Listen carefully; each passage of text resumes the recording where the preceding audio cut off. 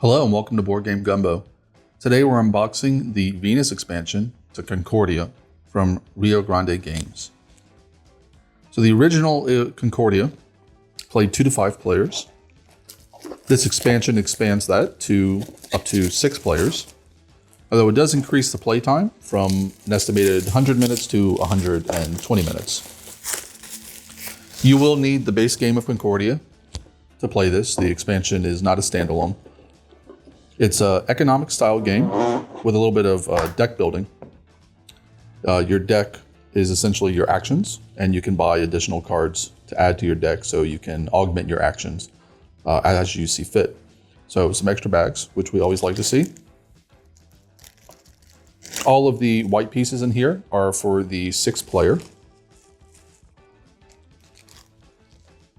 So you've got settlers in 2 types. You have land settlers and then sea settlers. You have buildings, which is one of the end conditions of the game when somebody builds all their buildings, but it's also a way to get resources during the course of the game, as well as score points, potentially. We've just got some extra resources. So resources in the game include silk, wine, bricks, tools or iron, and food. We've got a scoring token, BP token, and then we've got an active player token. So this is something that was actually missing in the base game that caused a little bit of confusion when playing. So now the active player now has this big chunky meeple, so people don't mistake who the active player is. Here is our rule book with all of our new components. It does add team play as an option, if that's something that you're interested in.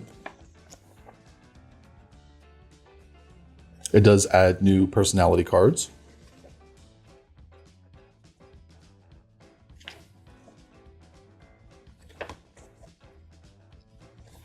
Let's see what this is. That's not English, so we'll skip on that one. And here's our new game board and all of our chipboard for the game. So one of the new things they added was this market row for the cards. So in the base game, this row, this market where you can buy new cards, is built into the board itself, which isn't a problem in and of itself, but it does take up board space. So now they just give you this new board here. We've got a new player board for our 6th player. We got some extra coins, and we got a new bonus tile. So let's move all that off and look at our new game board. So this is double-sided, I believe. So it's essentially 2 different boards. So this one appears to be sized for 2 players, I would imagine. You can see that it does have the card market on the board itself. And then the other side, yeah, no card market, so that's why you get the new boards, and a substantially bigger board. You can see here, scoring track along the outside, as you would expect.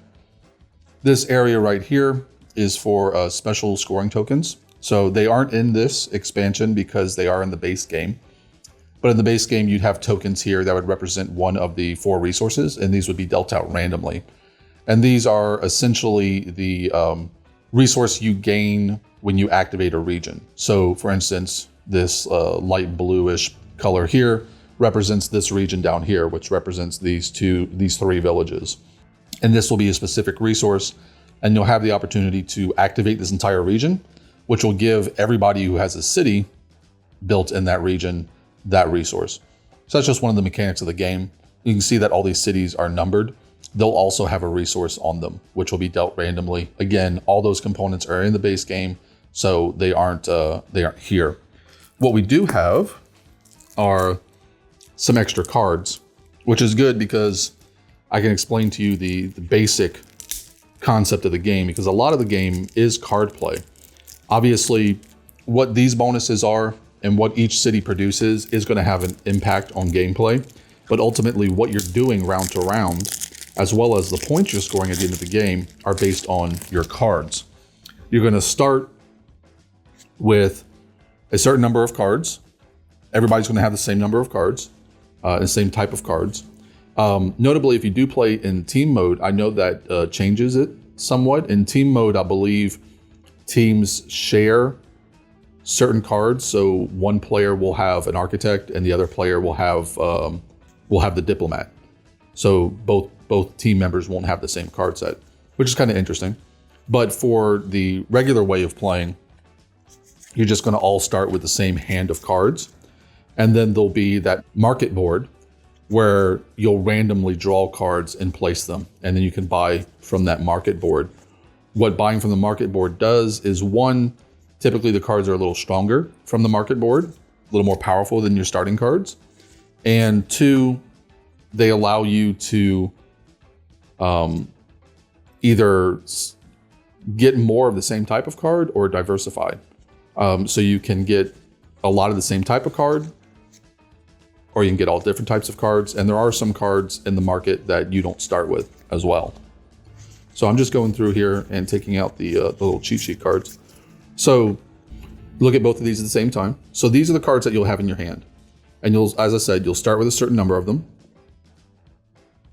On your turn, you're going to play a card from your hand, and you're going to take the action of that card. So the diplomat, use an opponent's top face-up personality card in their discard pile. So you can use somebody else's card that they just used this turn.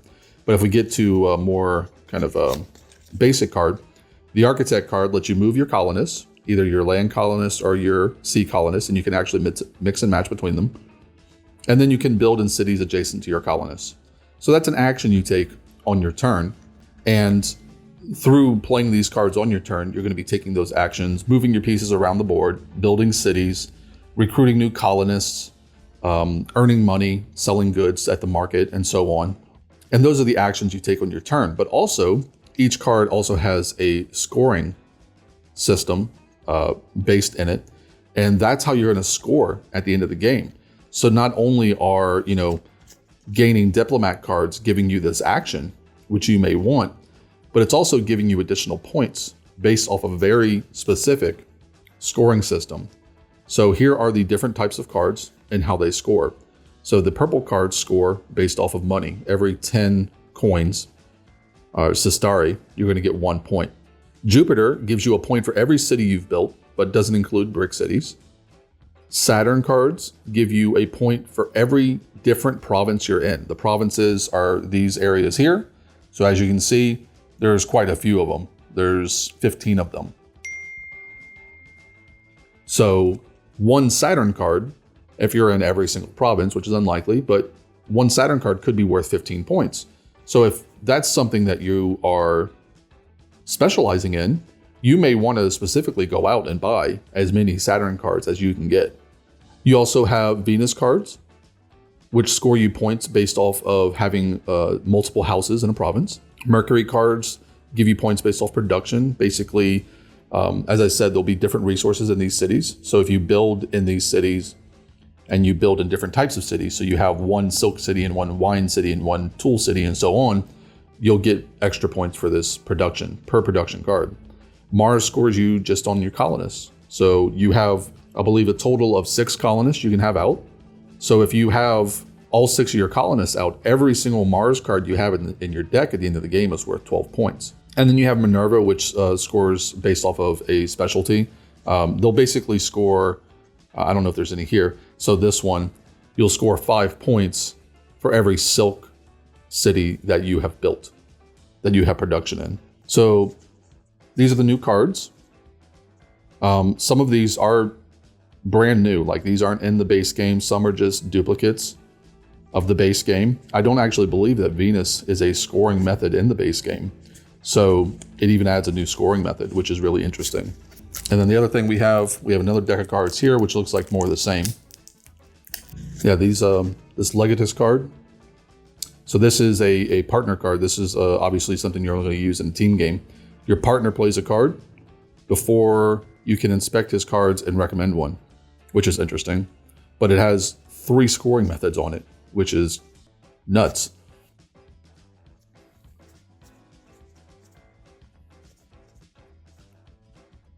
Magister card is new. Use your own top face-up personality card once again, as long as it's not a senator. So New cards, additional copies of the cards that were already in the game. 2 new boards, one for, I assume this is 3 to 6. It could be 4 to 6. And then the other side is probably for 2 or maybe 3 players. Team mode, as well as the adding the additional 6th player. And then this little market board, which saves you a space, especially if you're playing with this board because it doesn't have one. And then if you needed it, this little master player piece here. And that's it. That's everything you're going to get in a copy of Concordia Venus from Rio Grande Games.